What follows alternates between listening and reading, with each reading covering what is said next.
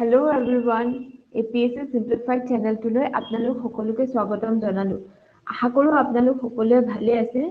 আজি এই ভিডিঅ'টোত আমি 100টা পলিটিৰ MCQ ডিসকাস কৰিব গৈ আছো আৰু এই ধৰণৰ পলিটিৰ MCQ বোৰ আপোনালোকৰ আহি থকা আগন্তুক APSC CC প্ৰিলিমছ বা APSC কণ্ডাক্ট কৰা বিভিন্ন ইঞ্জিনিয়াৰিংৰ এক্সাম যেনেকৈ এছিষ্টেণ্ট ইঞ্জিনিয়াৰ, জুনিয়ৰ ইঞ্জিনিয়াৰ আৰু SI সাব ইন্সপেক্টৰ আৰু বিভিন্ন ধৰণৰ আসাম গভৰ্ণমেণ্টৰ এক্সামৰ কাৰণে খুবেই ইম্পৰ্টেন্ট হৈ পৰে। আৰু আপোনালোকে যদি প্ৰিভিয়াছ ইয়াৰ কোৱেশ্চন পেপাৰ আগৰ কোৱেশ্চন পেপাৰবোৰ চাইছে দেন আপোনালোকে লক্ষ্য কৰিব যে পলিটি টপিকটো আমাৰ কাৰণে আপোনালোকৰ কাৰণে খুব ইম্পৰ্টেন্ট হৈ পৰে কাৰণ এই পলিটি টপিকটোৰ পৰা খুবেই কোৱেশ্চনছ আহা দেখা যায়। তো আজি এই ভিডিঅ'টোত মই ট্ৰাই কৰিম যে আপোনালোকৰ দুটা টাইপৰ কোৱেশ্চন ডিসকাস কৰিব ট্ৰাই কৰিম। এটা হ'ল কনচেপচুৱেল বেছড আৰু এটা হ'ল ফেক্টুৱেল বেছড। কাৰণ এক্সামত দুইটা টাইপৰে কোৱেশ্চন আহা দেখা যায়। তো মই ট্ৰাই কৰিছো যে দুই ধৰণৰ কোৱেশ্চন দিও আপোনালোকৰ কনসেপ্টটো ক্লিয়াৰ হওক প্লাস ফ্যাক্টছবোৰ আপোনালোকৰ মনত ৰখাত সুবিধা হওক। তো আশা কৰো ভিডিঅ'টো আপোনালোকক হেল্প কৰিব। আহকচোন ভিডিঅ'টো আৰম্ভ কৰো। আজিৰ ফাৰ্ষ্ট কোৱেশ্চনটো হ'ল the voting age was reduced from 21 to 18 years by which constitutional amendment act? ইয়াতে কোৱেশ্চনটো সুধিছে যে তলৰ কোনটো কনস্টিটিউশনাল এমেন্ডমেন্ট এক্টৰ সহায়ত 21 ৰ পৰা 18 ইয়াৰ্স কৰি দিয়া হৈছিল ভোটিং এজটো। আৰু তলৰ অপচনৰ ভিতৰত আনসাৰটো হৈ যাব 61st constitutional amendment act of 1988। আৰু এই কোৱেশ্চনটো আপোনালোকে যদি লক্ষ্য কৰিছে তো APSC বিভিন্ন প্ৰিভিয়াছ ইয়াৰ কোৱেশ্চন পেপাৰত এইটো আহিছে। তো এইটো আপোনালোকে PYQ বুলি ধৰি ল'ব পাৰে। আৰু এইটো কোৱেশ্চন খুবেই ইম্পৰ্টেন্ট হৈ যায়। The next question হ'ল which of the following is the question hour session of the parliament? মানে তলৰ এই কোৱেশ্চনটো সুধিছে যে তলৰ কোনটো option question hour session of the parliament হয়। মানে পাৰ্লিয়ামেন্টৰ বেলেগ বেলেগ ধৰণৰ সেশন হয় যেনেকৈ question hour, 0 hour। তো তাৰে সেই question hourটো কি হয় সুধিছে। আৰু ইয়াৰ অপচন তলৰ অপচনছ কেইটাৰ ভিতৰত শুদ্ধ আনসাৰটো হৈ যাব the first hour of every parliamentary sitting। তো প্ৰত্যেকটো পাৰ্লিয়ামেন্টাৰী সিটিংৰ প্ৰথম যোনটো আৱাৰ হয় সেইটোকে কোৱেশ্চন আৱাৰ বুলি কয়। আৰু এই কোৱেশ্চনটো বহুত কমন কোৱেশ্চন। তো প্ৰিভিয়াছ ইয়াৰ কোৱেশ্চন পেপাৰত এইটো আহিছে কোৱেশ্চনটো। The next question to hold which of the following provision reflects federalism with a strong central government? So ইয়াতে সুধিছে তলৰ কোনকেইটা provision federalismৰ provision হয় but it shows that it has a strong central government। মানে আমাৰ যোনটো ইণ্ডিয়ান ফেডাৰেলিজম হয় তো তাৰে কিছুমান ইউনিক ফিচাৰ্স আছে আৰু সেই ইউনিক ফিচাৰ্স বিলাকৰ ভিতৰত হ'ল যে আমাৰ যোনটো ইণ্ডিয়াৰ ফেডাৰেলিজম হয় তাৰে চেন্ট্ৰেল গভৰ্ণমেন্টক অলপ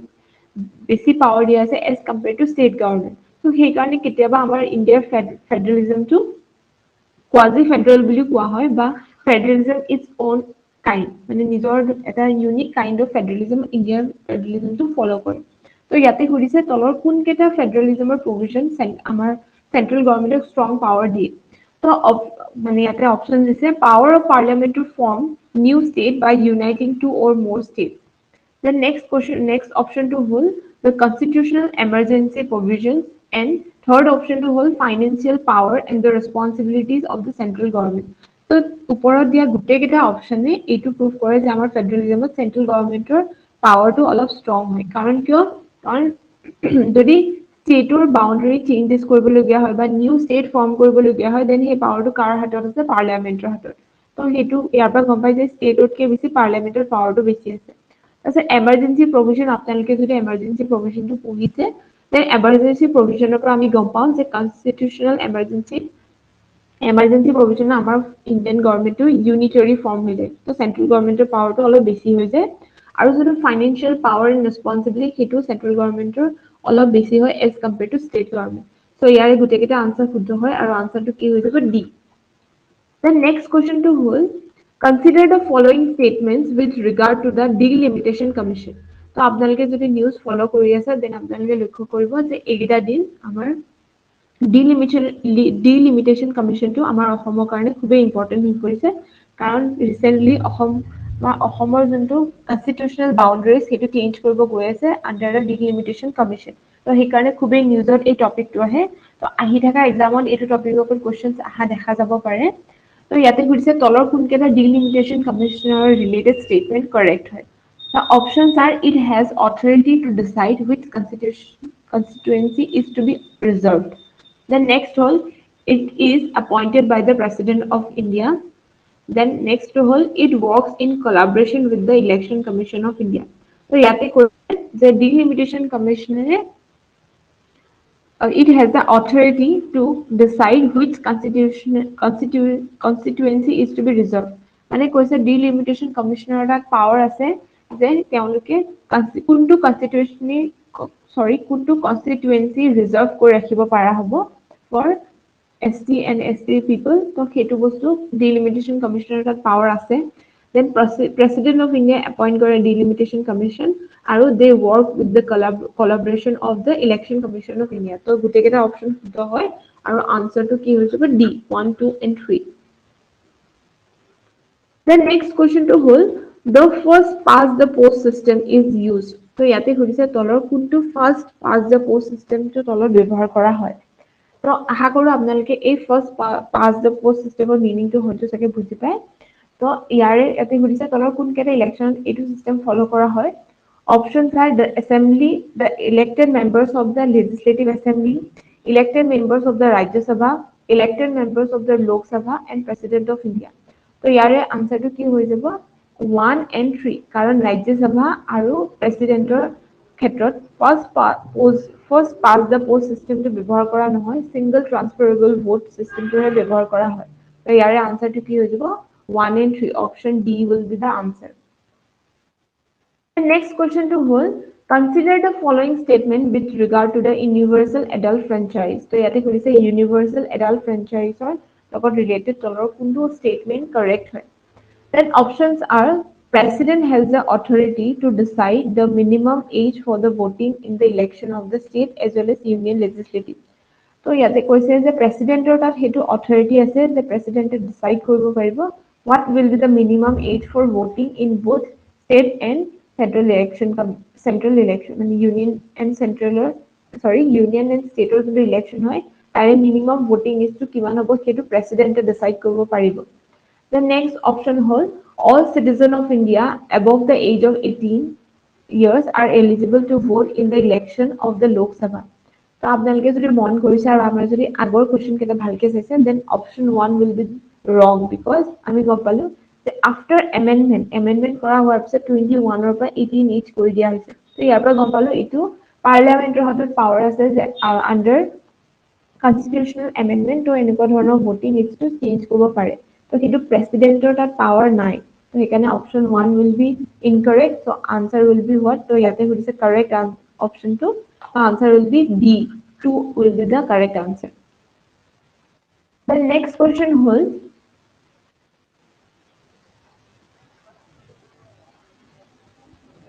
the Constitution Day of India is celebrated on. ইয়াতে সুধিছে Constitution Day of India কেতিয়া celebrate কৰা হয়। Options তলৰ গোটেইটা অপচনৰ ভিতৰত শুদ্ধ আনসাৰটো হৈ যাব 26 নৱেম্বৰ আৰু আপোনালোকে যদি লক্ষ্য কৰিছে ৰিসেন্টলি আমি 26 জানুৱাৰীত ৰিপাব্লিক ডে সেলিব্ৰেট কৰিছো। তো 26 জানুৱাৰী ৰিপাব্লিক ডে বাট কনস্টিটিউশনাল ডে হিচাপে 26 নৱেম্বৰক সেলিব্ৰেট কৰা হয়। The next question হ'ল two countries India and the Pakistan was formed by তলৰ কোনটো এক্টৰ আন্ডাৰত ইণ্ডিয়া আৰু পাকিস্তান দুখন বেলেগ বেলেগ কান্ট্ৰি ফৰ্ম কৰা হৈছিল। তলৰ অপচনৰ ভিতৰত শুদ্ধ আনসাৰটো হৈ যাব D Act of 1947 Indian Independence Act of 1947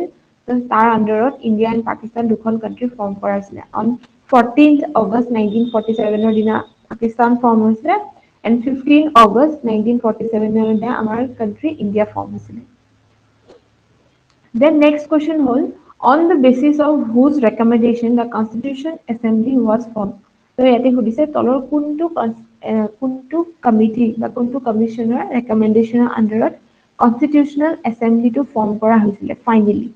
তো options are Simon Commission, Cabinet Mission, Cripps Mission and Raw Committee. তো তলৰ অপশনৰ ভিতৰত শুদ্ধ আনসাৰটো হৈ যাব Cabinet Mission of 1946 ৰ আন্ডাৰত এই আমাৰ কনস্টিটিউশন এসেম্বলিটো ফৰ্ম কৰা হৈছিল। The next question to hold when was the first meeting of Constitutional Assembly held? তো প্ৰথমটো Constitutional Assembly meeting কেতিয়া held conduct হৈছিল বুলি সুধিছে। তো তলৰ অপচনৰ ভিতৰত শুদ্ধ আনসাৰটো হৈ যাব C 9 December 1946 ৰ দিনা first meeting of Constitutional Assembly was held. The next question হ'ল who was the temporary president of the Constitutional Assembly? Constitutional Assembly temporary president কোন আছিলে? তো তলৰ অপচনৰ ভিতৰত শুদ্ধ আনসাৰটো হৈ যাব Sachidananda Sinha. And permanent president কোন আছিলে, তাৰপিছত তেওঁটো টেম্পৰাৰী আছিলে, তো ফাইনেলি কাক প্ৰেচিডেণ্ট হিচাপে ইলেক্ট কৰা হ'ল, তো আপোনালোকে মোক কমেণ্ট ছেকশ্যনত জনাব এইটো আনচাৰটো 11 নম্বৰ। তাৰপিছত নেক্সট কুৱেশ্যনটো হ'ল who was the chairman of the drafting committee of constitutional assembly. তো এই কুৱেশ্যনটো খুবেই কমন, এক্সামত প্ৰায়ে আহে, তো আপোনালোকে PYQবোৰ চালে গম পাব প্ৰিভিয়াছ ইয়াৰ কুৱেশ্যন পেপাৰবোৰ, এইটো কুৱেশ্যন খুব কমন হয়। তো ড্ৰাফটিং কমিটিৰ চেয়াৰমেন কোন আছিলে, আনচাৰটো হৈ যাব B doctor B.R. Ambedkar was the chairman of the drafting committee. আৰু আপোনালোকে মোক কমেণ্ট ছেকশ্যনত জনাব যে এই যোনটো ড্ৰাফটিং কমিটি আছিলে তাৰে এজন ব্যক্তি, তাৰে এজন মেম্বাৰ আমাৰ অসমৰ আছিলে, তো সেই ব্যক্তিজনৰ নামটো কি আছিলে। তাৰপিছত নেক্সট কুৱেশ্যনটো হ'ল which of the following constitutional amendment is also known as the mini constitution of India? তলৰ কোনটো কনষ্টিটিউচনেল এমেণ্ডমেণ্টক মিনি কনষ্টিটিউচন বুলিও কোৱা হয়। তো অপশ্যনছৰ ভিতৰত আনচাৰটো হৈ যাব 42nd এমেণ্ডমেণ্ট। 42nd এমেণ্ডমেণ্টটো আপোনালোকে যদি পঢ়িছে then it's very very important, কাৰণ এই এমেণ্ডমেণ্টৰ আণ্ডাৰত বহুত কেইটা বেছি চেঞ্জেছ অনা হৈছিলে আমাৰ কনষ্টিটিউচনত। That is why it is also called as the mini constitution. তো ইয়াৰে যোনটো ইয়েৰ হয় সেইটো মোক আপোনালোকে কমেণ্ট ছেকশ্যনত জনাব। The next question হ'ল which schedule of the Indian Constitution contains languages? তো তলৰ কোনটো শিডিউলত যোনটো আমাৰ শিডিউল লেংগুৱেজেছ আছে 22টা শিডিউল লেংগুৱেজেছ আছে, তো সেইটো তলৰ কোনটো মানে শিডিউলত দিয়া হৈছে ইণ্ডিয়ান কনষ্টিটিউচন। তো তলৰ আনচাৰৰ ভিতৰত হৈ যাব 8 শিডিউলত constitutional schedule languages are given. Then next question to হ'ল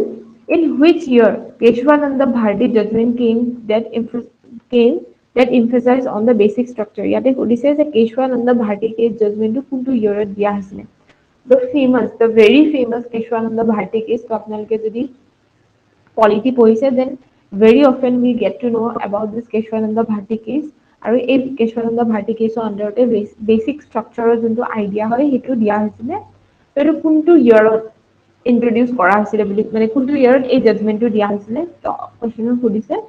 আনসাৰ will be 1973। তো এইটো হ'ব answer. It's very very common আৰু এইটো প্ৰায় PYQs বোৰত আহে এক্সামত। The next question to হ'ল how many types of fundamental rights are provided in Indian Constitution? Indian Constitution কেইটা কিমান type of fundamental rights provide কৰা হৈছে, তো answer will be B 6। total 6 type of fundamental rights provide করা হয়েছে। আগতে 7টা আসলে, তো after certain constitutional amendment it was removed from the from Indian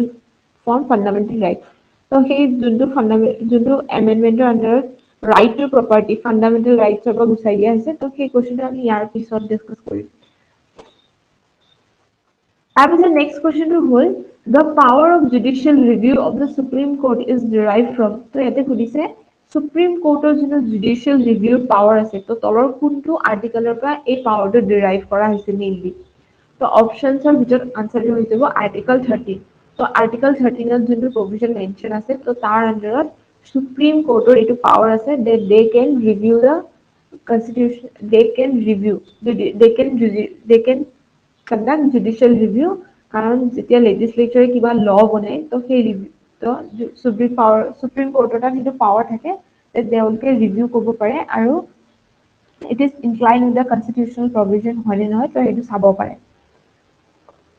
তাৰপিছত নেক্সট কুৱেশ্চনটো হ'ল national emergency is mention in which article. তো তলৰ যোনটো ইণ্ডিয়ান কনষ্টিটিউচনৰ কোনটো আৰ্টিকলত নেশ্যনেল এমাৰ্জেঞ্চিৰ বিষয়ে মেনশ্যন আছে। তো অপশ্যনছৰ ভিতৰত শুদ্ধ আনসাৰটো হৈ যাব আৰ্টিকল 352 আণ্ডাৰ নেশ্যনেল এমাৰ্জেঞ্চিৰ বিষয়ে মেনশ্যন আছে। Then next question হ'ল forms of oath or affirmations are mentioned in which schedule of the constitution। তো এনেকুৱা ধৰণৰ schedule related questions বহুত সোধে। তো oath and affirmation কোনটো schedule দিয়া আছে বুলি কৈছে। তো অপশ্যনৰ ভিতৰত শুদ্ধ আনসাৰটো হৈ যাব B 3rd schedule oath and affirmation বিষয়ে দিয়া আছে। The next question to হ'ল which of the following state is not mentioned under the 6th schedule of for administration of tribal areas। তো আমি সকলোৱে জানো অসমখন আমাৰ অসম 6th schedule area আণ্ডাৰত পৰে। তো ইয়াতে সুধিছে তলৰ কোনখন নপৰে, তো আমি গম পালো অসমখনটো পৰে। তো নপৰাৰ ভিতৰত আনসাৰটো হৈ যাব বি নাগালেণ্ড। আসাম, মেঘালয়, মিজোৰাম এণ্ড ত্ৰিপুৰা এই চাৰিখন ষ্টেট 6th scheduleৰ আণ্ডাৰত ইনক্লুডেড আছে।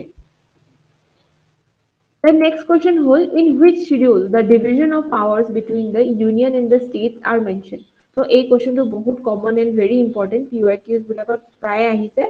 এতে সুধিছে the division of power between union and the state তো সেই বস্তুটো কোনটো schedule mention আছে so options are তলৰ অপচনৰ ভিতৰত আনসাৰটো হৈছিল 7 schedule তো এইখিনিতে আপোনালোকে মন কৰিব যে মই যোনবোৰ এমসিকিউ বোৰ দিছো সেইবোৰ মই ট্ৰাই কৰিছো যাতে আপোনালোকক চেপ্টাৰ ওয়াইজ দিবলৈ তো পলিটি যেনেকে ইটো যেনেকে schedule related chapters then constitutional amendment parliament fundamental rights তো মই ট্ৰাই কৰিছো প্ৰত্যেকটো চেপ্টাৰৰ পৰা কিছুমান স্পেসিফিক ইম্পৰ্টেন্ট কোৱেশ্চনছবোৰ প্ৰভাইড কৰিবলৈ যাতে আপোনালোকৰ উইথ চেপ্টাৰ আপোনালোকে ৰিভাইজ কৰি ল'ব পাৰে তো let's move to the next question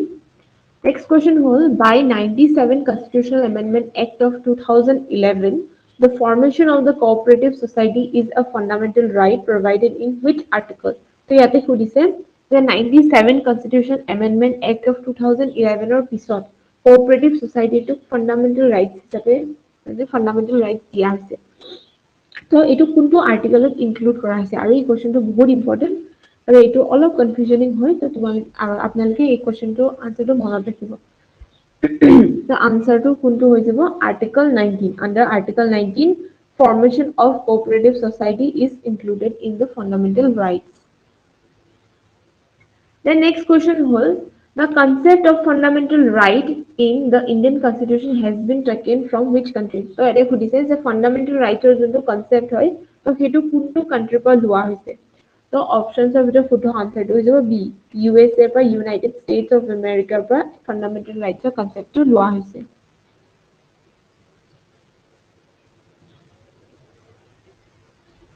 Then next question was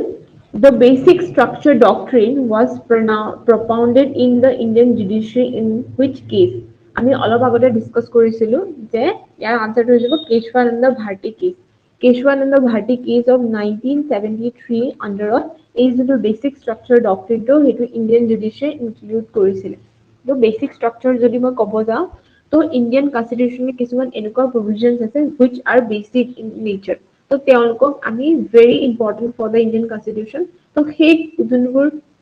basic structure provision হয় তো সেইবোৰ আমি চেঞ্জ কৰিব নোৱাৰো under constitutional amendment act of 368 তো সেই কনস্টিটিউশনাল এমেন্ডমেন্ট কৰাৰ পিছতো সেই বেসিক স্ট্ৰাকচাৰ প্ৰভিজনবোৰ চেঞ্জ কৰিব নোৱাৰি তো সেই বস্তুটো কেশৱানন্দ ভাৰতী কেছ 1973 দিয়া হৈছিল So next question হ'ল under which constitutional amendment right to property was taken away from the fundamental rights তো এইটো মই অলপ আগত আপোনালোকৰ লগত ডিসকাস কৰিছিলো যে আমাৰ আগতে 7টা ফান্ডামেন্টাল ৰাইটস আছিল but now 6 fundamental rights are there so his right to property was removed from the fundamental rights তো আপোনালোকে মন কৰিব যে fundamental rights to constitutional পৰা গুচোৱা হোৱা নাছিলে but it was removed from fundamental rights তো এক্সামত যদি এনেকুৱা কনফিউজনিং হয় তো হেতু কোৱেশ্চনটো ভালকে পঢ়ি ল'ব ইয়াতে কৈছে ৰাইট টু প্ৰপাৰ্টি কেতিয়া ফান্ডামেন্টাল ৰাইটছৰ পৰা গুচোৱা হৈছিলে তো তলৰ আনসাৰৰ অপচনছ অফ শুদ্ধ আনসাৰটো হ'ব B after 44th constitutional amendment act or পিছত fundamental right was removed from right to property was removed from fundamental rights and it was included in the article 308 the next question was which among the following part of the constitution is known as the Magna Carta of India তলৰ কোনটো constitutional provision মানে কোনটো part of Magna Carta of India বুলি কোৱা হয় তো ইয়াৰে অপচনছ of the শুদ্ধ আনসাৰ দিব পাৰ্ট 3 ফান্ডামেন্টাল ৰাইটছৰ বিষয়ে দিয়া আছে আৰু হেতুকে Magna Carta of India বুলি কোৱা হয় then next question হ'ল which among the following articles of the Constitution of India abolishes the untouchability যোনটো untouchability হয় সেই untouchability টো কোনটো আৰ্টিকেলৰ আন্ডাৰত এবলিশ কৰা হৈছে তো এইটো বহুতে ইম্পৰ্টেন্ট হৈ যায় কাৰণ আমাৰ ইণ্ডিয়াৰ যদি এনশিয়েন্ট হিষ্ট্ৰী আমি পঢ়িব যাওঁ দেন যেতিয়া আমি দেখো যে আমাৰ ইণ্ডিয়াত বহুত এটা derogatory প্ৰথা চলি আছে হেতু হল untouchability তো সেই বস্তুটো কোনটো আৰ্টিকেলৰ আন্ডাৰত এবলিশ কৰা হৈছে হেতু হল আৰ্টিকেল 70 তো বি.আৰ. আম্বেদকাৰে তেওঁ বহুত important role play কৰিছে for removing untouchability so তাৰ আন্ডাৰত এইটো আৰ্টিকেল 17 ইনক্লুড কৰা হৈছে তো এইটো কোৱেশ্চন বহুত ইম্পৰ্টেন্ট হৈছে PYQs বোৰত সোধে ইম্পৰ্টেন্ট কোৱেশ্চন তো 5 star টপিক দিব পাৰো তো The next question was which fundamental rights cannot be suspended during the emergency তো আপোনালোকে যদি এমাৰ্জেঞ্চি চেপ্টাৰটো পঢ়িছে then emergency chapter it's very important কাৰণ আৰু তাৰে বহুত মাইনৰ ডিটেইলছত কিছুমান MCQ আহা কুৱেশ্যনছ দেখা যায় এমাৰ্জেঞ্চি চেপ্টাৰটোৰ পৰা তো ইয়াতে সুধিছে যেতিয়া এমাৰ্জেঞ্চি হয় আৰু এটা কথা লক্ষ্য কৰিব যেতিয়া এমাৰ্জেঞ্চি ৱৰ্ডটো লিখা থাকে দেন ইট ডেডিকেট মানে it shows about national emergency যেতিয়া emergency word টো লিখা থাকে তো সেইটো national emergency কথা বিষয়েহে মেইনলি কয় তো ইয়াতে সুধিছে emergency তো emergency কোনটো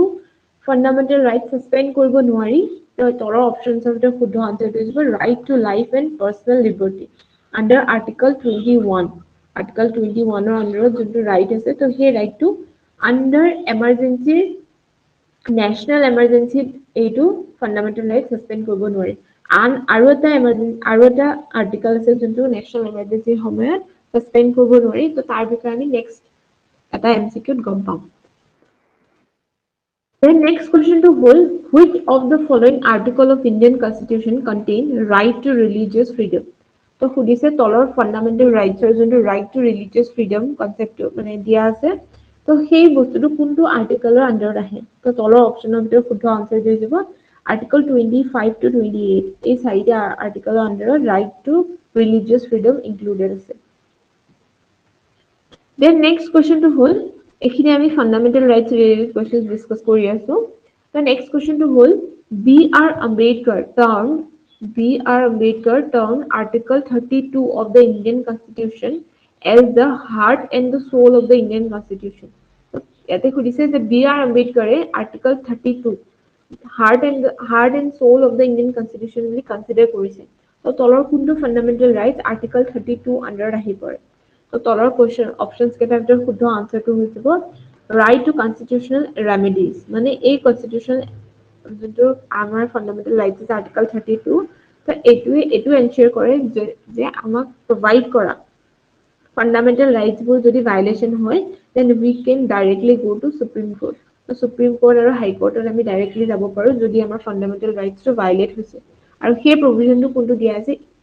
this provision itself is a fundamental right আৰু সেই provisionটো itself এটা fundamental right হয় আৰু যোনটো fundamental right নহলে যদি article 32 টো নহলে হয় then বাকি কেইটা fundamental rights থাকিও their value will be very less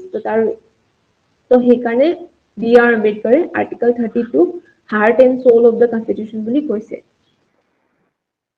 The next question hold prohibition of discrimination on the grounds of religion, race, caste, sex, or place of birth is fundamental rights classified under. ইয়াতে সুধিছে এই যোনটো provision হয় prohibition of discrimination on the certain grounds এইটো কোনটো fundamental rights দিয়া আছে মানে এইটো কোনটো fundamental rights classify কৰা আছে তো তলৰ আনসাৰৰ অপচনছৰ ভিতৰত শুদ্ধ আনসাৰটো হৈ যাব বি right to equality তো এইটো বস্তু আপোনালোকে মন কৰিব যে right to equality মানে আমি সাধাৰণতে ভাবা যায় যে article 14 হ'ব পাৰে বাট নহয় right to equality under total পাঁচটা right আছে article 14 15 16 17 18 পাঁচটা right আছে আৰু তাৰে সেই 15 যোনটো article right to equality 15 articleত এই যোনটো provision এটো দিয়া আছে তো এনেকুৱা ধৰণৰ অপচনছ বোৰ থাকিলে আপোনালোকে মন কৰি ল'ব Then next question to hold which article of the constitution protects the right of minorities to establish and administer educational institution of their choice তো ইয়াতে সুধিছে যে minorities সকলৰ যোনটো right দিয়া আছে যে তেওঁলোকে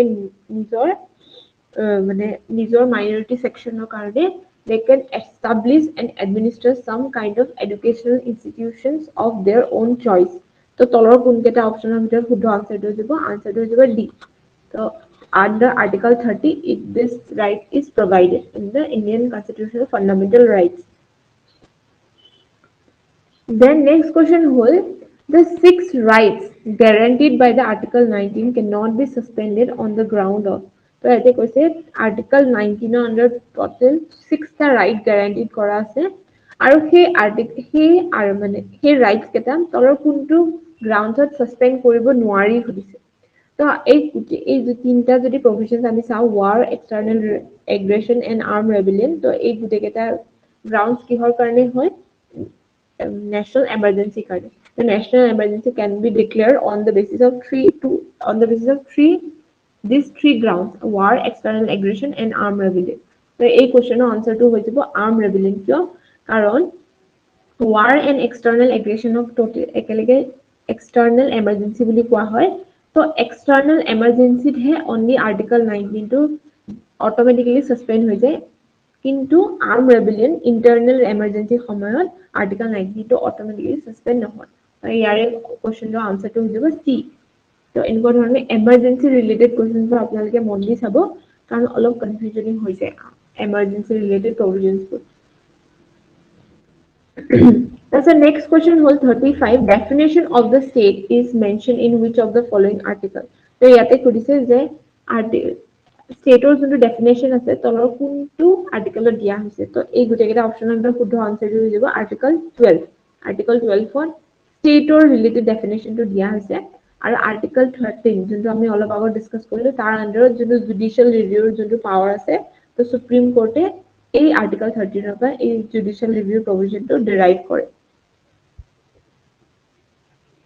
তাৰপিছত নেক্সট কোৱেশ্চন হ'ল equality of opportunities in the matter of public employment তো এই অপশ্যন এই ফান্ডামেন্টাল ৰাইটছ কোনটো আৰ্টিকলত দিয়া আছে তো অপশ্যনছৰ ভিতৰত শুদ্ধ আনসাৰটো হৈ যাব আৰ্টিকল 16 আৰ্টিকল 16 ৰ আন্ডাৰ দিয়া হৈছে equality of opportunities in matters of public employment related fundamental rights কোনটো হয় সেইটো হ'ল article 16 The next question holds prohibition of traffic in human beings and forced labor are guaranteed under. So, due to prohibition of traffic in human beings and forced labor are guaranteed under কোনটো আৰ্টিকলত দিয়া হৈছে তো ইয়াৰে অপশ্যনছৰ ভিতৰত শুদ্ধ আনসাৰটো হৈ যাব Article 23. Article 23 under human trafficking or prohibition in forced labor prohibition to দিয়া হৈছে The next question to hold which of the following fundamental right is available only to Indian citizens? So ইয়াতে সুধিছে তলৰ কোনটো fundamental rights only to Indian citizen মানে Indian citizenৰ কাৰণে only available আছে আৰু এই কোৱেশ্চনটো প্ৰিভাইট ইউজৰ পৰাই হয় বহুত ইম্পৰ্টেন্ট হয় কাৰণ APSC last year previous year question paper PCE 2020 এই কোৱেশ্চনটো আহিছে তো এনেকুৱা ৰিলেটেড কোৱেশ্চন আহিছে যে তলৰ কোনটো fundamental right only Indiansৰ কাৰণে available তো ইয়াতে মই আপোনালোকক এটা দেখাই দিছো মনত ৰাখিবলৈ আপোনালোকৰ সুবিধা হ'ব আৰ্টিকল 15 16 19 29 and 30 তো এই পাঁচটা আৰ্টিকল তো প্ৰথম 15 16 then last of like 29 30 and 19 এই পাঁচটা আৰ্টিকল only for Indian তাৰ বাহিৰে বাকি গোটেইকেইটা fundamental rights are available for both citizen and foreigners তো তলৰ অপশ্যনৰ ভিতৰত শুদ্ধ আনসাৰটো কি হৈ যাব আনসাৰটো B Article 15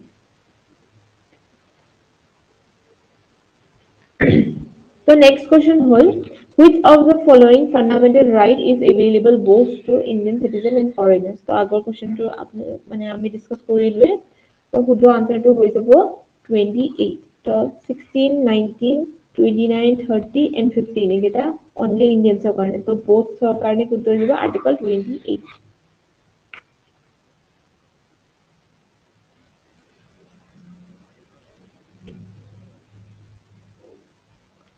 Next question to Bull. Where did the concept of equality before the law was originated? Equality before law, जो concept है, ये तो कौन तो country पर mainly originate हुई है खुदी है. तो तोला option of it खुद answer is A. Britain. From Britain, this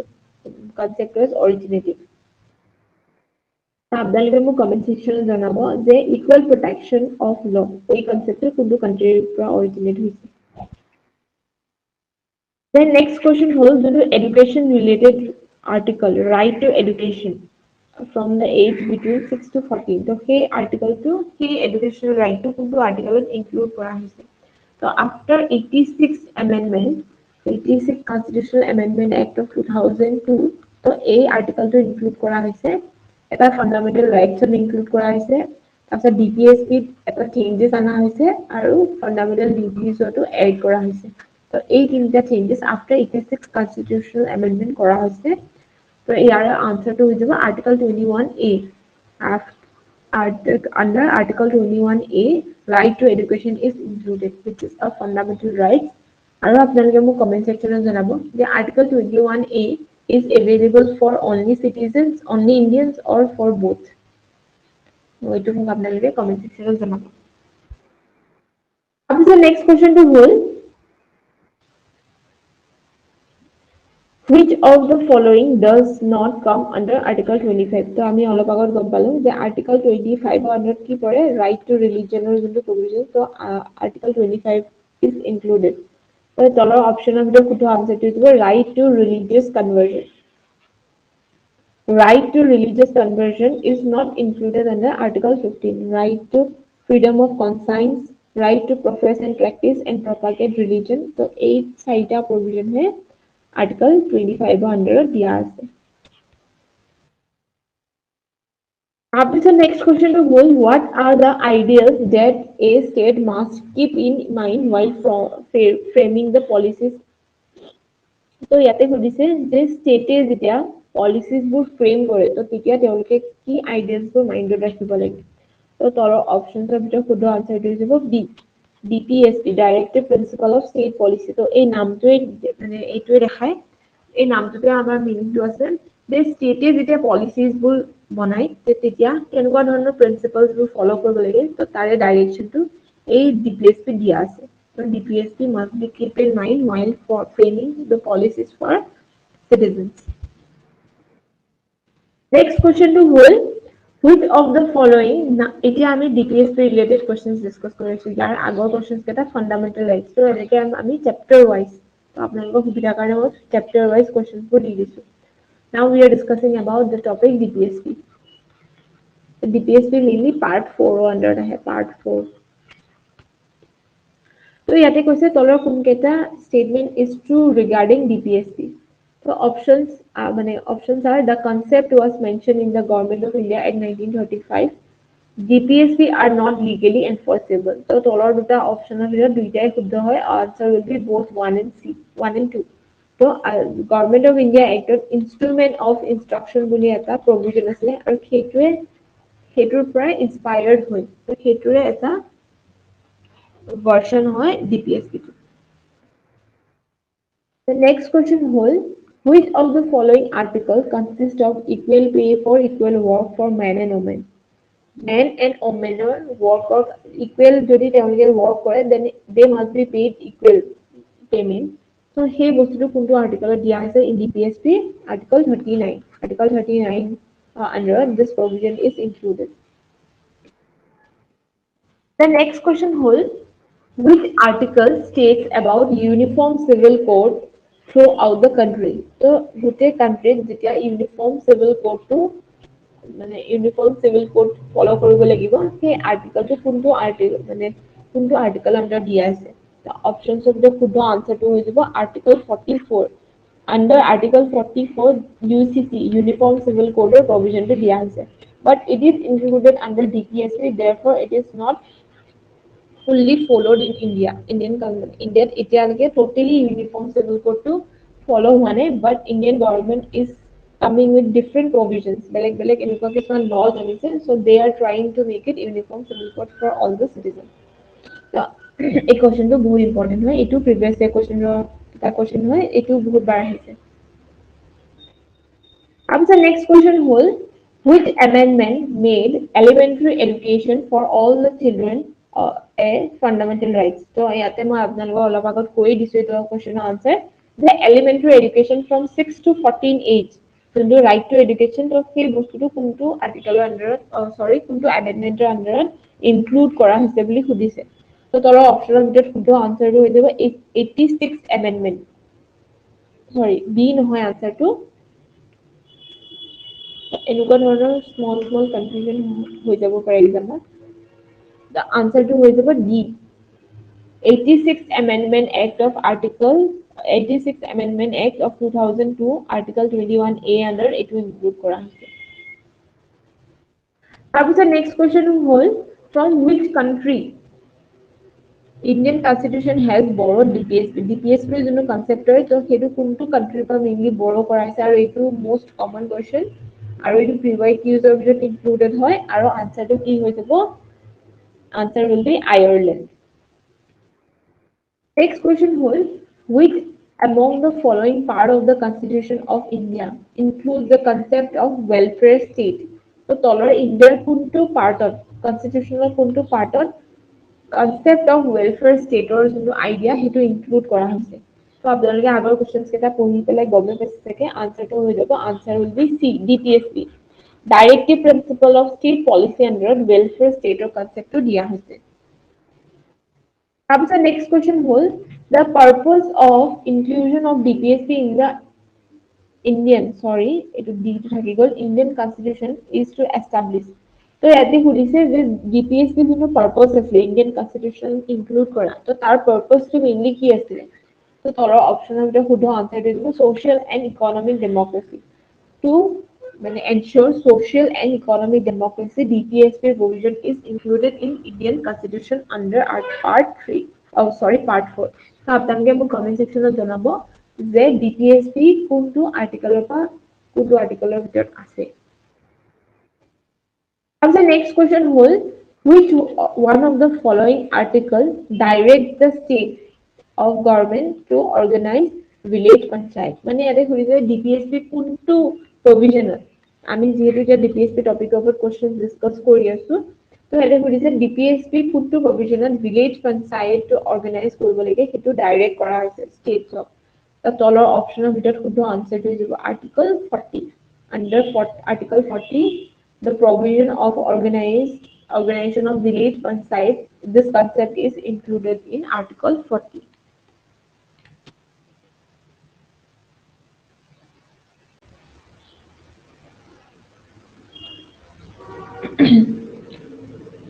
Then next question to hold. Next question to hold. In the Constitution of India, international peace and security is included in which article of DPSP? So, ইয়াতে সুধিছে DPSP তলৰ কোনটো মানে কোনটো provision Indian Constitution of India international peace and security related যোনটো provision তো DPSP কোনটো article আন্ডাৰত দিয়া হৈছে তো তলৰ অপচনছৰ ভিতৰত শুদ্ধ আনসাৰটো হৈ যাব article 51 article 51 ৰ আন্ডাৰত international peace and security related provision to DPSP দিয়া হৈছে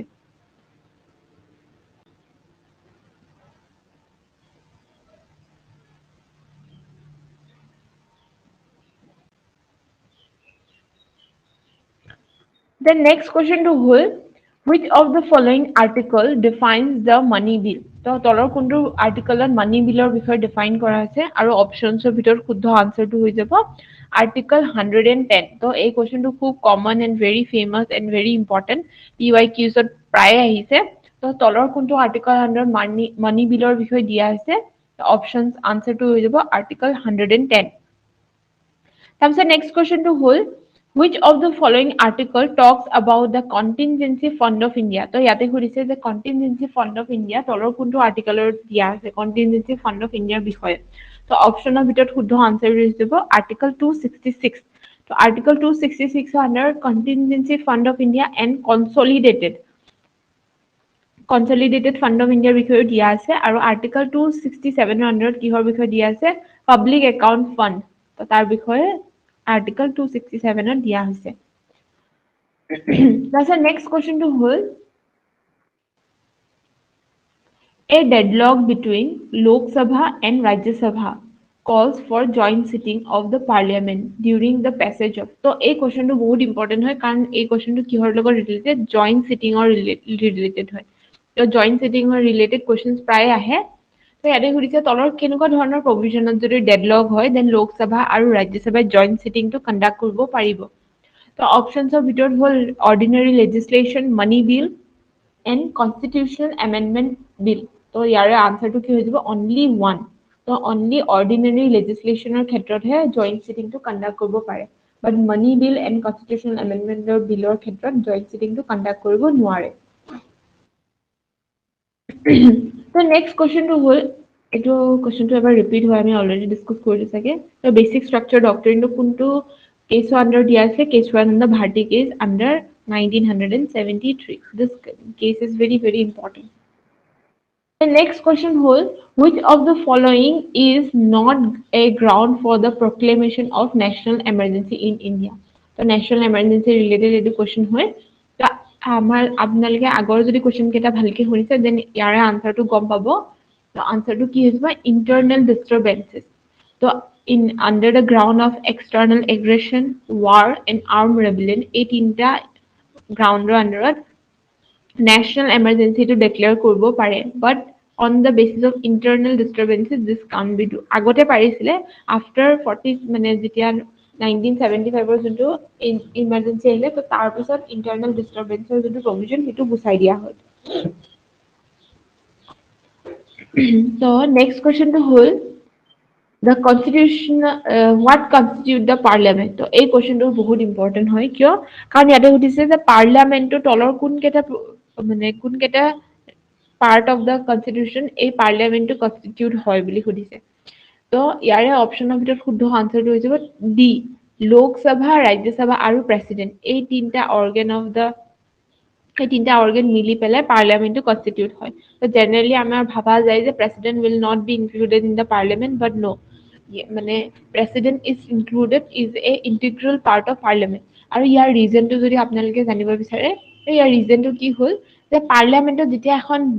বিল পাস কৰে না তো ফাৰ্স্ট লোকসভা এন্ড ৰাজ্যসভালৈ যাব তো ফাৰ্স্ট অফ অল হয়তো লোকসভা দেন ৰাজ্যসভালৈ যাব দেন ভাইস ভাৰ্সা তো দুইটা যেতিয়া মানে হাউসে বিলখন পাস কৰিব then it must get a assent from whom must get assent from president তো যেতিয়ালৈকে প্ৰেসিডেন্টে assent নিদিয়ে তেতিয়ালৈকে বিলখন এক্ট হৈ নুঠে তো সেই যোনটো প্ৰসিডিউৰটো কমপ্লিট কৰিবৰ কাৰণে প্ৰেসিডেন্টৰ বহুত দৰকাৰ হয় তো তাৰ কাৰণে এই গোটেই প্ৰসিডিউৰটো president is a integral part that is why constitute parliament is constitute of Lok Sabha Rajya Sabha and president তো এনেকুৱা ধৰণৰ কিছুমান কনসেপচুৱেল ক্লিয়াৰিটি আপোনালোকৰ যদি থাকে দেন আপোনালোকে এমসিকিউ বোৰ ইজিলি সলভ কৰিব পাৰিব তাৰপিছত নেক্সট কুৱেশ্যনটো হ'ল what is the minimum age for eligibility to be a presidential candidate তো এজন ব্যক্তি যদি প্ৰেসিডেন্ট হ'ব বিচাৰে দেন তেওঁৰ মিনিমাম এজটো কিমান হ'ব লাগিব সুধিছে তো answer will be 35 age will be the minimum age তাৰপিছত নেক্সট কুৱেশ্যনটো হ'ল who is regarded as the head of the Indian state তো ইণ্ডিয়ান ষ্টেটৰ কাক হেড বুলি মানা হয় বুলি সুধিছে তো তলৰ অপচনৰ ভিতৰত শুদ্ধ আনসাৰটো হৈ যাব president B and president is considered as the head of the Indian state কিয় কাৰণ আমাৰ ইণ্ডিয়াটো এখন ৰিপাব্লিক নেশ্যন হয় তো কিয় আমাৰ ইণ্ডিয়াৰ যোনটো মানে ইণ্ডিয়াৰ যোনটো হেড হয় তো তেওঁ ইলেক্ট কৰা হৈছে থ্ৰু ইলেকশ্যন প্ৰেসিডেন্ট হয় তাৰপিছত নেক্সট কুৱেশ্যনটো হ'ল the president can nominate how many members to the Lok Sabha তো সৰি ৰাজ্যসভা এইটো বহুত বেছি কমন PYQs বোৰত প্ৰায় আহিছে তো তলৰ কোনটো কিমানজন মেম্বাৰক প্ৰেসিডেন্টে ৰাজ্যসভাত নমিনেট কৰিব পাৰে তো answer will be C 12 members he or she can nominate 12 members in the Rajya Sabha then next question to hold এটো অলপ ট্ৰিকি কোৱেশ্চন ইজি হয় বাট ট্ৰিকি হয় আপোনালোকে যদি ভালকে মন দি চাই তো আনসাৰটো আপোনালোকে বিচাৰি পাব ইয়াতে সুধিছে which of the following is not included in the qualification for being a judge in the Supreme Court তো Supreme Courtৰ judge হ'ব কাৰণে তলৰ কোনটো qualification not include কৰা নাই বুলি সুধিছে so option are he or she should be a citizen of India he or she should be respected jurist in the eye of parliament he or she must be a judge in the high court for at least 5 years or lawyer in the high court for at least 10 years তো এই যোনটো কোৱেশ্চনৰ আনসাৰটো হ'ব হেতু হ'ব B কিয় কাৰণ he or she should be sorry should be a respected jurist in the eye of not parliament it should be president তো এনেকুৱা ধৰণৰ কেতিয়াবা silly mistake আমাৰ এক্সামত হৈ যাব পাৰে then next question to হ'ল which of the following article states about the establishment of the Supreme Court তলৰ Supreme Court establishৰ কোনটো আৰ্টিকলত দিয়া আছে Supreme Courtৰ establishmentৰ বিষয়ে তো অপচনৰ ভিতৰত হৈ যাব C article 124 আন্ডাৰত establishment of Supreme Court this provision is included in this article 124 The next question is who appoints the judge of the Supreme Court? তলৰ কোনজন ব্যক্তিয়ে Supreme Courtৰ জজক appoint কৰে সুধিছে from the above in this option, the answer will be President. President appoints the judge of the Supreme Court. The next question whole, where is declared seat of the Supreme Court situated? The তলৰ কোনটো জেগাত Supreme Court mainly situated আছে বৰ্তমান India, তো সেইটো answer হৈ যাব D. Sorry, A. আমি সকলোৱে জানো Delhi. But যদি পাৰ্লিয়ামেণ্টে বিচাৰে, they can আৰু এড কৰিব পাৰে Supreme Court আৰু sitting. তো বৰ্তমান আমাৰ ইণ্ডিয়াত অকল এটা জেগাতে Supreme Court আছে, সেইটো হ'ল Delhi. তো বহুত বেছি এনেকুৱা মানে suggestions আহি থাকে, কয় যে মানে বহুত এনেকুৱা suggestions দিয়ে পাৰ্লিয়ামেণ্টত বা বেলেগ বেলেগ মিনিষ্টাৰ্ছ বা বেলেগ বেলেগ পলিটিচিয়ানছ বা বেলেগ বেলেগ পলিটিকেল থিংকাৰ্ছ যে আমাৰ সুপ্ৰিম কোৰ্টৰ যোনটো চিট হয় তো সেইটো আৰু বেছি ডাইভাৰ্সিফাই কৰিব লাগে যাতে পিপলে ইজিলি সুপ্ৰিম কোৰ্টৰ ৰিচ কৰিব পাৰে কাৰণ এতিয়া কি হয় সাউথ ইণ্ডিয়াৰ এজন ব্যক্তি দিল্লীলে সুপ্ৰিম কোৰ্টলৈ যোৱাটো অলপ দিগদাৰ হৈ যায় সাউথ ইণ্ডিয়া বা আমাৰ ইভেন নৰ্থ ইষ্টৰ পিপল তো সেইটো কাৰণে প্ৰায় এইটো যোনটো প্ৰভিজন সেইটো বাৰে বাৰে কোৱেশ্চন কৰা হয় The next question hall a judge of the Supreme Court may resign his office by writing a letter মানে Supreme Courtৰ জাজে কাক ৰেজিগনেশ্যন দিব পাৰে সুধিছে তলৰ অপচনৰ ভিতৰত শুদ্ধ আনসাৰটো হৈ যাব বি the presidentক তেওঁ ৰেজিগনেশ্যনটো দিয়ে তাৰ পিছত next questionটো hall Which of the following is or are the grounds on which citizenship can be acquired in India? তলৰ কোন কেইটা গ্ৰাউণ্ডত ইণ্ডিয়াত citizenship acquire কৰিব পাৰি আৰু এইটো এটা বহুত ইম্পৰ্টেন্ট কোৱেশ্চন হয় কাৰণ মানে এই এনেকুৱা ধৰণৰ citizenshipৰ এই কোৱেশ্চনটো প্ৰায় এক্সামত আহে The options are birth, naturalization, inclusion of territory and descent. তো এই গোটেইকেইটা অপচনে শুদ্ধ হয় তো আনসাৰটো হৈ যাব D 1 2 3 4 Next question hall the president can declare national emergency on the basis of তো এইটো আপোনালোকে চাগে আনসাৰটো গম পাব very easy আমি অলৰেডি ডিসকাস কৰিলো তো আনসাৰটো হৈ যাব D তলৰ চাৰিটা মানে ৰিজনতে তলৰ ওপৰৰ তিনটা গ্ৰাউণ্ডতে national emergency can be declared the answer will be all of the mentioned reason The next question whole according to which article national emergency may be declared by the president the national emergency article to kuntu hoy to khudise answer to hoy jabo article 352 then এইটো question আমি already এবাৰ discuss কৰিলো তাৰ half part থাকি গল যে ইয়াতে খুদিছে which one among the following pairs of the articles relating to the fundamental rights cannot be suspended during the enforcement of the emergency under the article 359 of the Indian Constitution so under article 359 of Indian Constitution এইটো mention আছে যে national emergency টাইমত এই দুটা fundamental rights suspend কৰিব নোৱাৰি তো সেইটো কোনটো হয় এটো হল article 20 and 21 article 20 and 21 যি হল মানে যেনেকুৱা situation হলো suspend কৰিব নোৱাৰি এইটো article 359 ত included আছে The next question hall mainly on whose advice the president rule is imposed in the state state or car advisor mainly car advisor under president rule to impose korbo pari the answer will be C governor The next question hol under the article of Indian Constitution president rule can be imposed president rule kuntu article under impose korbo pari answer hoy jabo C article 356 The next question whole proclamation of emergency must be approved by both the houses of parliament within. So, যোনটো national emergency মানে provision হয় তো তাৰে proclamation to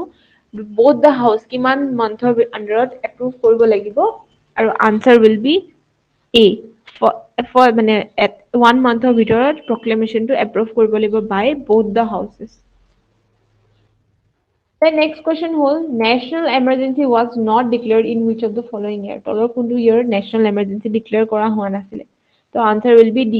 1999. বাকি তিনটা year 62, 71 and 75 এই তিনটা year national emergency to declare কৰা হৈছিলে. 62 আৰু 71 ত India, China and Indo-Pak যোনটো war হৈছিলে 71 ত India Pak war under কি হল Bangladesh form হল আৰু 1962 India China war হৈছিলে আৰু 75 ত ইন্টাৰনেল ডিস্টাৰবেন্সেছৰ কাৰণে এই তিনটা ৰিজনৰ কাৰণে নেশনাল এমাৰ্জেন্সি ডিক্লেয়াৰ কৰা হৈছে তাৰ পিছত এতিয়ালৈকে নেশনাল এমাৰ্জেন্সি আৰু ডিক্লেয়াৰ কৰা হোৱা নাই The next question hall national emergency remains in the operation with approval of the parliament for তো এইকেইটা question আমি mainly emergency related discuss কৰি আছো emergency যোনটো topic হয় তাৰ পৰা তো ইয়াতে সুধিছে যে তলৰ national emergency টো কিমান দিনলৈ থাকিব পাৰে যদি parliament approve কৰি গৈ থাকে then answer will be indefinite period তো এইটো আমাৰ 6 monthৰ মাজত confusion হ'ব পাৰে but no 6 monthত কি হয় পাৰ্লিয়ামেন্টে এপ্ৰুভ কৰে আৰু যদি 6 monthৰ মুৰে মুৰে পাৰ্লিয়ামেন্টে এপ্ৰুভ কৰে then it can go for indefinite period the answer will be D the next question hall how many times have the financial emergency imposed in India কিমান বছৰ মানে কিমান টাইমছৰ কাৰণে এতিয়ালৈকে ইণ্ডিয়াত financial emergency টো impose কৰা হৈছে the answer will be never এতিয়ালৈকে fortunately ইণ্ডিয়াত এতিয়ালৈকে financial emergency declare কৰা হোৱা নাই আপোনালোকে মোক কমেন্ট সেকশনত জনাব what is the article for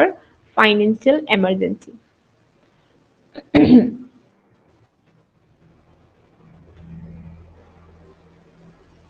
next question hall who among the following is called the guardian of the public purse of India তলৰ কোনজন ব্যক্তি guardian of the public purse of India বুলি কোৱা হয় তো তলৰ অপচনছ ভিতৰত শুদ্ধ আনসাৰ হৈ যাব B CAG Comptroller and Auditor General is considered as the guardian of the public purse of India. It is a very common question. PYQ ত আহিছে. The next question hall which of the following is an extra constitutional body? তলৰ কোনটো commissioner extra constitutional হয় মানে constitutional mention নাই. It is not as a constitutional body. তো আনসাৰটো হৈ যাব planning commission finance commission UPSC and election কমিশনৰ বিষয়ে কনষ্টিটিউচনেল মেনশ্যন আছে they are constitutional body but planning commission is not a constitutional body it is considered as a extra constitutional body আৰু যাক এতিয়া ৰিমুভ কৰি নীতি আয়োগ ফৰ্ম কৰা হ'ল তাৰপিছত সুধিছে which of the following is not a constitutional body তো আনসাৰ will be নীতি আয়োগ very easy তো লাষ্ট অপচনৰ পৰা আমি গম পালো Then next question hall on which date Niti Aayog was established তো ইয়াতে সুধিছে তলৰ কোনটো ডেটত নীতি আয়োগ এষ্টাব্লিছ হৈছিলে আৰু এইটো very common question examত প্ৰায় আহে PYQs ৰ ভিতৰত তো আনসাৰ হৈ যাব 1st January 2015 ত নীতি আয়োগ was established and planning commission was removed Then next question hall what is the minimum age required for Rajya Sabha election Rajya Sabha electionত conduct কৰিব কাৰণে Rajya Sabha electionত মানে participate কৰিব কাৰণে কিমান minimum ageৰ দৰকাৰ তো answer will be C 30 years এজন ব্যক্তি minimum 30 years হ'ব লাগিব to be a member of Rajya Sabha and 35 was for president and 25 is for Lok Sabha Who serve as the chairman of Niti Aayog? এই কোৱেশ্চনটো বহুত important হয় কাৰণ এই কোৱেশ্চনটো অলপ কনফিউজনিং হয় তো জেনাৰেলি আমি ভাইস চেয়াৰমেন তো তেওঁৰ নামটো মনত ৰাখো বাট ইয়াতে সুধিছে চেয়াৰমেন তো চেয়াৰমেনজন সদায় প্ৰাইম মিনিষ্টাৰ অফ ইণ্ডিয়া হয় prime minister of India is the chairman of নীতি আয়োগ this is a x official মানে এক্স অফিচিয়েল পজিশ্যন হয় নীতি আয়োগৰ যে যোনজন প্ৰাইম মিনিষ্টাৰ হ'ব তেওঁই নীতি আয়োগৰ চেয়াৰমেন হ'ব বাট ভাইস চেয়াৰমেনটো চেঞ্জেছ উইথ টাইম তো বৰ্তমান নীতি আয়োগৰ ভাইস চেয়াৰমেন কোন হয় আপোনালোকে মোক কমেন্ট সেকশনত জনাব Then next question hall who has been authorized to form finance commission তলৰ কোনজন ব্যক্তিয়ে finance commission টো ফৰ্ম কৰিব পাৰে the answer হৈ যাব president of India has been authorized to form finance commission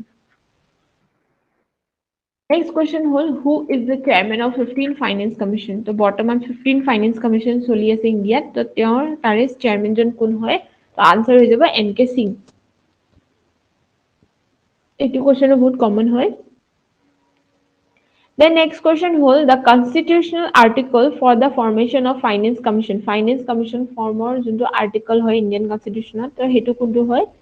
answer হৈ যাব B article 280 আন্ডাৰত finance commissioner formationৰ বিষয়ে দিয়া আছে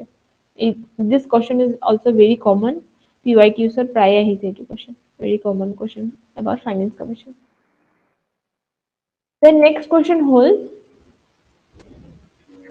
The constitutional article for the formation of election commissioner. Election commissioner article to kuntu hoy hudise. Answer hoy dibo article 324. 324 is the article for formation of election commission. Next question hol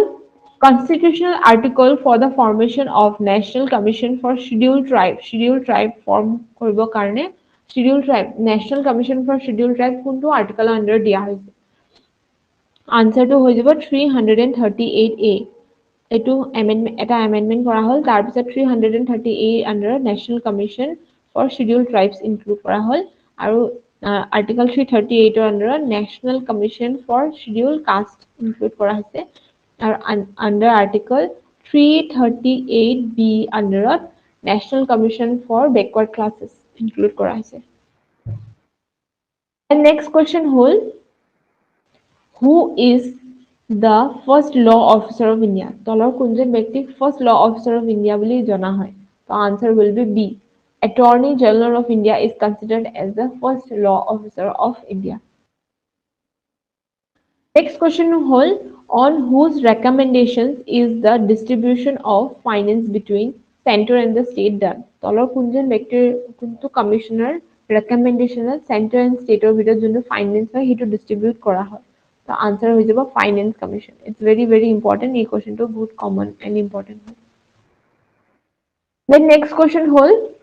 under which constitutional amendment the fundamental duties for Indian citizen has been added in the constitution. So এইটো এটা বহুত interesting question হয় কিয়নো কাৰণ যেতিয়া আমাৰ ইণ্ডিয়াৰ কনষ্টিটিউচনখন form কৰা হৈছিলে ফাইনেলি 26 নৱেম্বৰ 1949 ৰ দিনা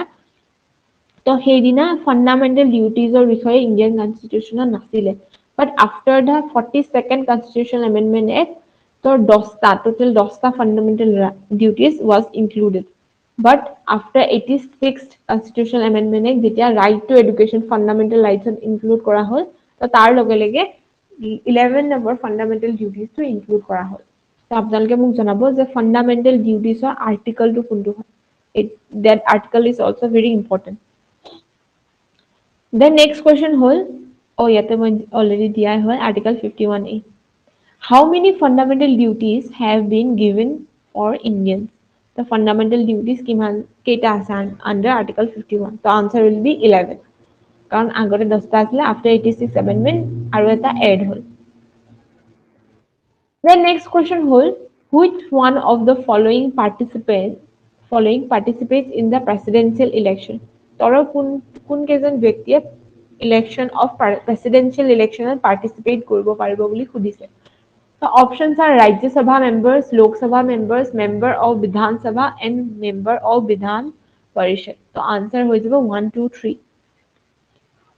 Lok Sabha members, Rajya Sabha members and elected members of Vidhan Sabha. Legislative, State Assembly and members were election participate কৰিব পাৰিব but যোনটো legislative council হয় state legislative council তো তেওঁলোকৰ members সকলে participate কৰিব নোৱাৰে presidential election The next question হ'ল in which article of Indian constitution was the provision for reservation of scheduled caste in the Lok Sabha is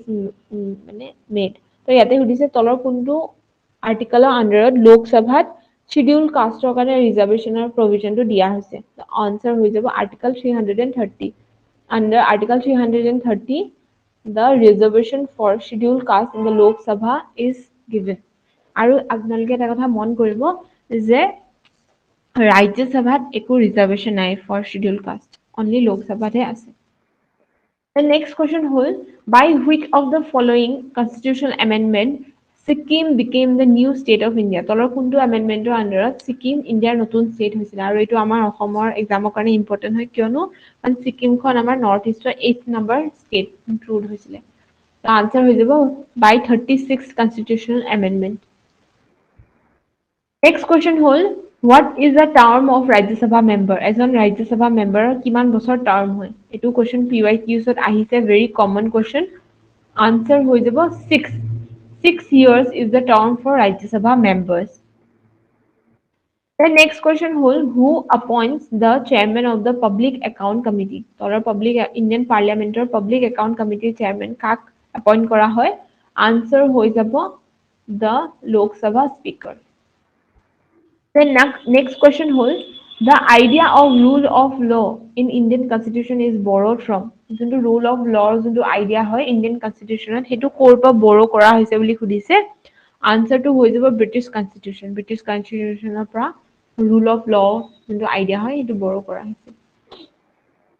Then next question hall which article of Indian Constitution deals with the constitutional amendment তলৰ কোনটো আৰ্টিকেলত কনষ্টিটিউশ্যনত যে amendment কৰিব পাৰি তাৰ বিষয়ে provisionটো দিয়া হৈছে আৰু এইটো question very common and very important PYQs ত আহিছে answer হৈ যাব under article 368 the Indian Constitution can be amended but basic structure should be maintained যোনটো 1973 কেশৱানন্দ ভাৰতী কেছত দিয়া হৈছিলে বেসিক স্ট্ৰাকচাৰ বিষয়ে The next question hall in which constitutional amendment act Goa was made a full-fledged state with the state assembly তো হেতু আনসারটো কি হৈ যাব 56 constitutional amendment act of 1987 under Goa খন full-fledged state বনোৱা হৈছিলে with a state assembly তো আজিৰ ভিডিওটোৰ লাষ্ট দুটা কোৱেশ্চন আমি ডিসকাস কৰিব গৈ আছো next question to hold 99 number question in which constitutional amendment the ninth schedule was added to protect the land reform from judicial review আৰু এই কোৱেশ্চনটো বহুত কমন and important question হয় তো সুধিছে তলৰ কোনটো constitutional amendment under 9th schedule to include কৰা হৈছিল আৰু এইটো বহুত important হয় কাৰণ first amendment under the 9th schedule to include কৰা হৈছিল then আজিৰ ভিডিওটোৰ সবচে লাষ্ট question 100 number question হেতু হল anti-defection law was made in which constitutional amendment act এই কোৱেশ্চনটো বহুত common and very important previous year questions বহুত বাৰ আহিছে সুধিছে যে anti-defection law কোনটো constitutional amendment act under include কৰা হৈছিল আৰু হেতু হল 52nd constitutional amendment act of 1985 এটো বহুত বাৰ এক্সামত আহে তো এখিনিয়ে আছিল আজি আমাৰ পলিটিৰ 100টা মোস্ট ইম্পৰ্টেন্ট এমসিকিউ আশা কৰো আপোনালোকৰ এই ভিডিওটো হেল্প কৰিব আপোনালোকৰ আহি থকা এক্সামবোৰৰ কাৰণে আৰু এনে ধৰণৰ ভিডিওছবোৰ আমি নেক্সট আৰু আহি থকা ভিডিওছবোৰতো ডিসকাস কৰিম আৰু এই ভিডিওৰ ৰিলেটেড যদি আপোনালোকৰ পিডিএফ যদি বিচাৰে দেন আপোনালোকে এই তলত কমেন্ট সেকশনত মেনশন কৰা WhatsApp এণ্ড Telegram লিংকত জয়েন হ'ব পাৰিব আৰু ভিডিওটো যদি আপোনালোকৰ ভাল লাগিছে দেন লাইক শেয়াৰ আৰু সাবস্ক্ৰাইব কৰি দিব যাতে আৰু নতুন নতুন ভিডিওছ আনিব পাৰো তো আজিৰ কাৰণে এইখিনিয়ে আছিল থ্যাংক ইউ एवरीवन তো নেক্সট ভিডিওত আকৌ লগ পাম থ্যাংক ইউ অল